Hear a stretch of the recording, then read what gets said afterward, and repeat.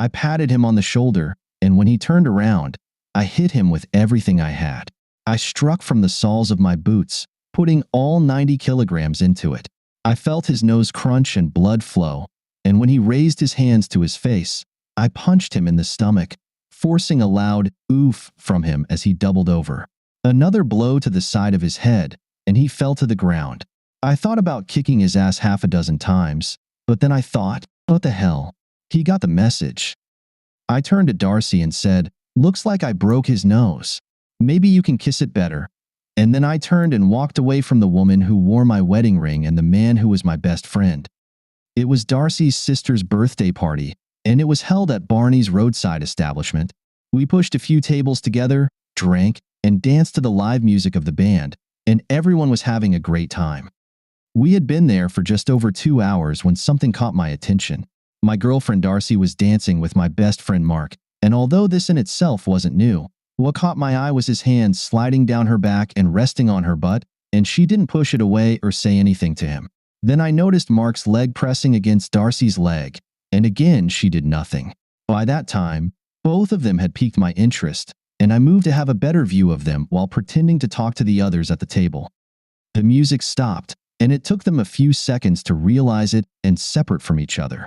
They returned to the table, and although they sat on opposite sides, for chairs apart, I noticed they kept glancing at each other. During the next song, I danced with Darcy and, holding her, asked, "Is everything okay?" "Yes, why?" "You seem a little distant tonight, like your thoughts are somewhere else, or you have something on your mind." "It's just your imagination, baby. I'm fine, honestly." We stayed on the dance floor for 3 songs and then returned to the table. A couple of minutes later, Mark asked Darcy to dance, and I kept my eyes on them. They were dancing close again, and his hand ended up on her butt. This time, Darcy must have said something because he quickly pulled his hand away and gave a quick glance in my direction. Half an hour later, Darcy got up to go to the restroom, and about a minute later, Mark got up and followed her. That night, I had seen enough to become suspicious, so I waited a couple of minutes, then got up and headed to the restroom. Mark wasn't there, and since we wouldn't have passed each other if he had gone back to the table, it meant he must have gone out the back door. Reaching for the doorknob, I suddenly realized that if Mark and Darcy were up to something, my exit through the back door would alert them and give them a chance to separate, and then tell me they just went outside to get away from the cigarette smoke and breathe some fresh air. I went back through the bar, exited through the front door, and then, moving as quietly as I could, circled the building. When I came around the northeast corner of the bar, I saw them. They were hugging and kissing. They were so engrossed in each other that they didn't even hear me approach from behind. I had just finished packing all of Darcy's things that were in my apartment into garbage bags when I heard someone knocking on the front door. The key turning in the lock told me it was Darcy. I didn't look up from what I was doing when she entered, but I said, "You're just in time to take this crap out of here." I was about to throw it in the trash. "Can we talk about this?" "No. Tonight, I saw enough to understand everything I need to know. It wasn't what you think." "It doesn't matter, Darcy. I saw what I saw, and that was enough. You broke Mark's nose and dislocated his jaw. He's lucky. I should have kicked him a half-dozen times and broken a couple of ribs. I've never seen you so violent before. Sometimes it's good not to see things. Now, please, just take your things and go." "Please, Rob, I made a stupid mistake. I drank too much and wasn't thinking clearly." "Yeah? Well, it's good I caught you making that kind of mistake before I married you, not after." "Please, Rob, it didn't mean anything, honestly. As soon as you said yes and put on my ring, you were supposed to be a one-man woman, and that one man was supposed to be me. You just showed me that I can't trust you. Just take your things and leave." Tears were streaming down her cheeks as she began to take off her wedding ring. "Keep it," I told her. "I don't want it reminding me of you. If you keep it, Mark won't have to buy you one. Consider it my wedding gift to you." She took her 2 garbage bags and headed for the door. She opened the door, turned to me, and said, "I'm sorry, Rob. I love you. I really do love you, and I didn't do what you think." Then she was gone. She called me the next day and asked if I was ready to talk to her. I hung up, She made another half dozen attempts, but I always hung up, and eventually, she gave up completely. Over the next month, Mark made a dozen attempts to get me to talk to him, and finally, I told him that if he came within arm's reach of me, I'd send him to the hospital for a month. He finally got the message and stopped calling. 8 months later, Darcy and Mark got married. I had to laugh when I received the invitation. Maybe I was supposed to be this something old. As a geologist working for an oil company, I had to travel quite a bit, and some trips were long. Shortly after Mark and Darcy's wedding, I was sent on a trip to Alaska to assess the potential of a new oil field. This forced me to leave town for almost 11 months, and since I had no one to come home to, I spent all 11 months in the area. When I did have some free time, I went sightseeing either in Alaska or Canada. Did I think about Darcy on those cold nights? Yes, I did. I thought about her a lot. I loved her with all my heart and was sure she felt the same about me. We met by chance, literally.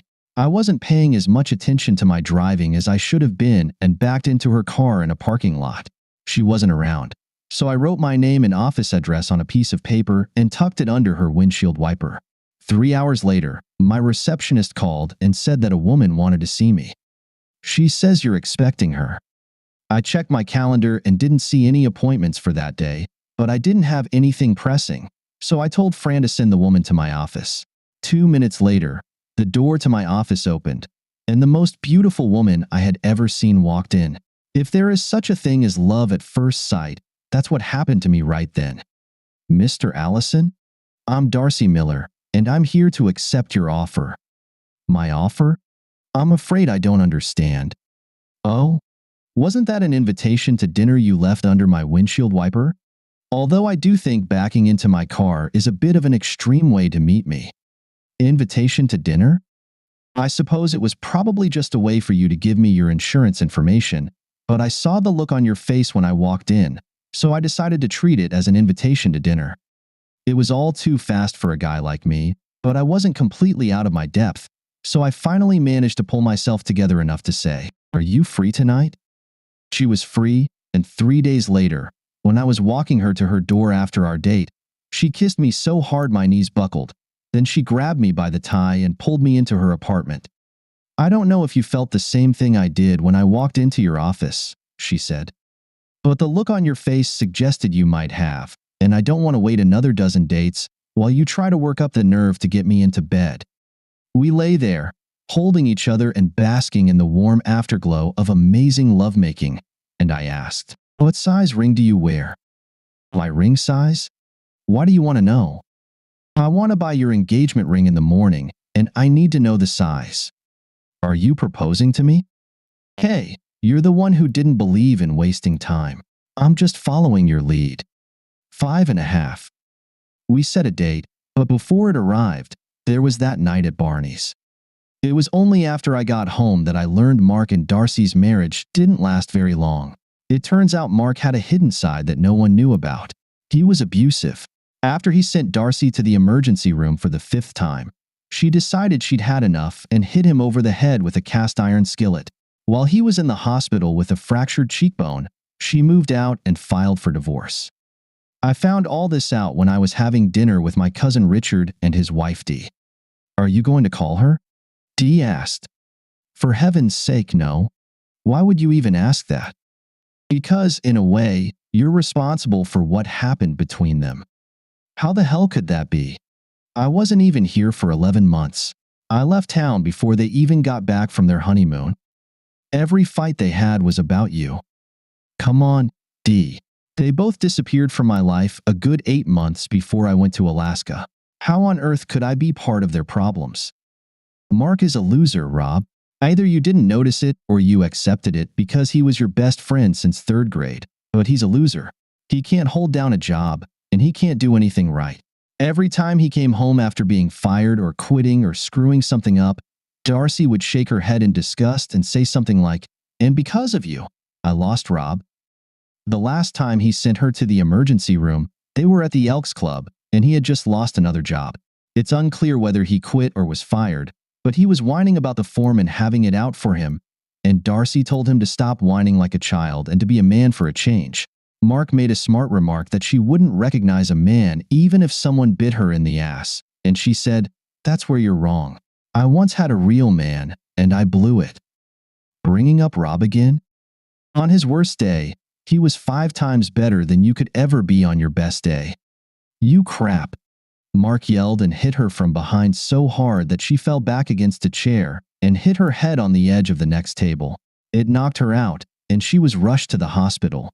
2 days later, she hit him with the skillet. From what I've heard, she hasn't been on a single date since she moved out and filed for divorce. All of this is very interesting, but I think I'll pass on saying hello to Darcy. Haven't you ever made mistakes, Rob? I've done some stupid things, but the point of mistakes is that you have to learn from them. And what you should learn is how not to make the same mistake again. Darcy was a mistake, and I won't repeat it. And I wasn't joking. I miss Darcy, and not a week went by that I didn't think about her half a dozen times. I still carried her picture in my wallet, but I had no intention of seeing Darcy or even talking to her on the phone. She was history, and although I couldn't get her out of my mind, she was going to stay history. But sometimes what you want or don't want to do just doesn't matter in the grand scheme of things. It had been a long day at the office, and I stopped by the sports bar to have a couple of drinks and relax. I went to Ernie's because I was seeing Juanita, the waitress. We had something going for about a month. Nothing that was going anywhere, just good friends in bed. I was sitting in a booth, sipping a beer and watching the Rockies/Giants game on the big screen TV when Juanita set another beer in front of me. A compliment from the lady at the end of the bar. I looked to the end of the bar and almost said, "That's not a lady, that's just Darcy." But I held my tongue. I didn't refuse the beer either. Darcy took my acceptance of the beer as an invitation to join me, and a couple of minutes later, she slid into the seat across from me. "How are you doing, Rob?" "I've been fine." "How was Alaska?" "Cold." She was silent for a few seconds, then asked, "Have your feelings for me softened at all?" "In what way?" "Do you still hate me?" "I never hated you, Darcy. Was I disappointed in you?" "Yes, I was, but I never hated you." "I'm sorry for what happened, Rob. I really am. I've made some foolish mistakes in my life, and Mark is at the top of the list. But I swear to you, Rob, that there was never anything between me and Mark beyond what I thought was innocent flirting. I didn't know Mark saw it differently. You know Mark. He was always a touchy person, and yes, he did put his hand on my butt a couple of times. But I knew you saw it and didn't say anything. It didn't hurt anything. It was just Mark being Mark. He was always that way." "That's not what I saw in the parking lot, Darcy." "You never let me tell you what happened, Rob. You just assumed the worst and turned away from me. How could what I saw be anything other than what I saw?" I got up and went to the restroom, and when I came out, Mark was waiting for me in the hallway. He said he needed to talk to me about something and asked me to step outside where it was quieter. When we went outside, he told me I was making a mistake marrying you, that you might not be able to love me as much as he did. He said I should break up with you and be his girlfriend. I laughed at him and told him he was crazy. He grabbed me, hugged me, and kissed me, and that's where I made a mistake. I kissed him back. I have no excuse except that I had drunk a lot, and my ego was flattered by the fact that he wanted me. Besides, what's a kiss? Then you showed up, and my life turned to crap. You married him 8 months later. You'd be surprised how many friends you have. You kicked me out, so rumors spread that I had done you wrong, and no one wanted anything to do with me. Mark wanted me, and no one else cared. So when he asked me to marry him, I agreed. Another foolish mistake. I sent you the invitation in the vain hope that you would show up and stop the wedding. How would I have done that? When it came to the part where the priest asks if anyone knows why the wedding shouldn't happen, I hoped you'd be there to speak up and say, "Yes, I object because she doesn't love him, she loves me." But you didn't. It would have been true, Rob. Even when I said, "Yes, I knew I loved you and always would." Deep down, I knew I was making a mistake by marrying Mark. I should have turned and run out of the church when they got to the part of the ceremony. "Do you, Darcy, take Mark?" But I didn't have the courage. I wasn't lying when I told you I loved you the night you kicked me out of your apartment. So why are you telling me this now, Darcy? I want you back in my life, Rob. Even if we never go back to what we had, I need you to be a part of my life, at least as a friend." As I sat there looking at her and listening to her, I thought about some of the things she said. Mark was a touchy guy, and he and Darcy did flirt a lot, but Darcy flirted with many guys. It was in her nature. What bothered me was that kiss. The image of Mark and Darcy hugging each other stuck in my mind. Suddenly, I realized that it wasn't the kiss itself that bothered me. It was their hands. It was the way their hands held each other. Once or twice, I got carried away, especially at Christmas parties where you could play under the mistletoe, but I never held the women I kissed.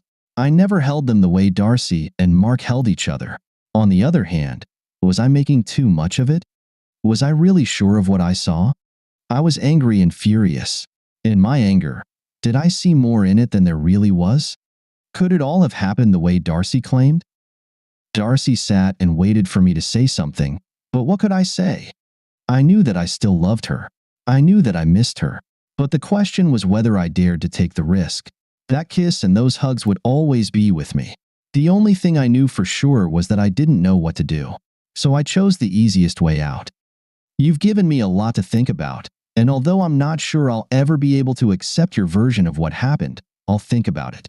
Maybe I'll call you in a couple of days." I saw the disappointment on her face, but she said, "At least it's something.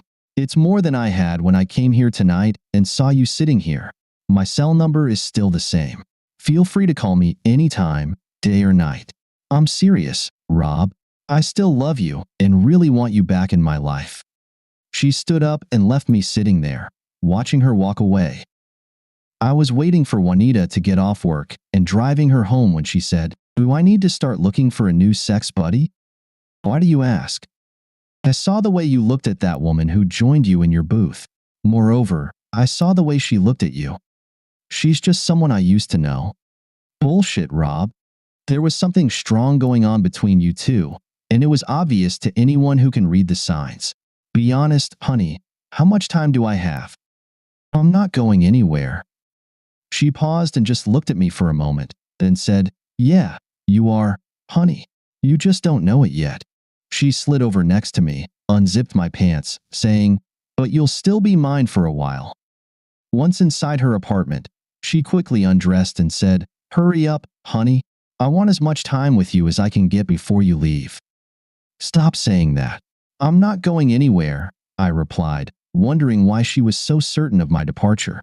As I undressed, I also questioned why Juanita and I never interacted beyond being intimate buddies and almost immediately realized I already knew the answer. She was fun, attractive, and enjoyed being close, but I simply didn't love her. I liked her. I liked her a lot, but I didn't love her. "You know what I want, darling?" she said, and I asked her. She liked what she called half and half, and her favorite place to experience it was leaning forward over the back of the couch. The first half involved being intimate with her, while also stimulating her in another way. The second half came when she cried, "Now, baby, now," and I would switch to the other area. I followed her lead, and she responded with pleasure, encouraging me. At that moment, I had the strangest thought. I wondered why Darcy and I never tried this kind of intimacy. As soon as that thought crossed my mind, Juanita cried out and trembled with pleasure, triggering my own release. Afterward, Juanita took me to the bathroom, cleaned me up, and then gave me another intimate moment. After another round of closeness, I kissed her goodbye and headed home, to my own home. As I drove, I wondered why I started thinking about Darcy while being intimate with Juanita. I had never done that before. Since breaking up with Darcy, I had shared a bed with half a dozen women, and not once did thoughts of Darcy intrude. Then, with Darcy back in my thoughts, I started thinking about what she had said earlier at Ernie's. Was it true? Could I believe her? In my anger that night, did I give more significance to what I saw than was actually there? If we got back together, would I always wonder and, as a result, always be suspicious of her? That's what it all came down to, trust. That's what is required for a relationship, trust.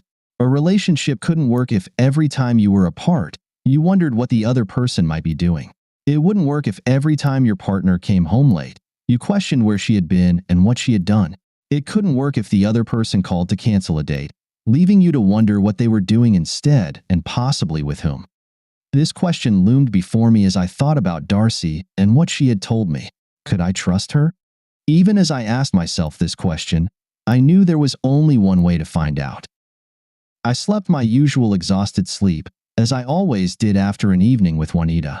On my way to work, I stopped by Bob's Big Boy for breakfast, and when I got to my office, I picked up the phone, called Darcy, and asked her to meet me at Barney's roadside cafe at 6. She said she would be there. I was already seated at a table when she walked in, and I saw the look of hopeful anticipation on her face as she approached me.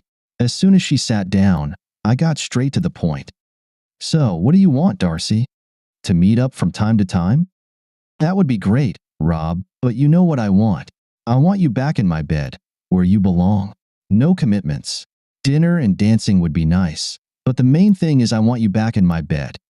So, you're proposing a friends with benefits relationship? Call it what you want, Rob, but I need you back in my life. No commitments? None. When's a good time to call you this week? There's no time like now, Rob. My place, your place, a motel, your back seat or mine, but right now is the perfect time. I tossed a tin on the table, stood up, and followed Darcy out of the bar. I have no idea how this will turn out. It will all depend on whether I can learn to trust her again. It might take some time, if it happens at all, but we're both young, so we have time.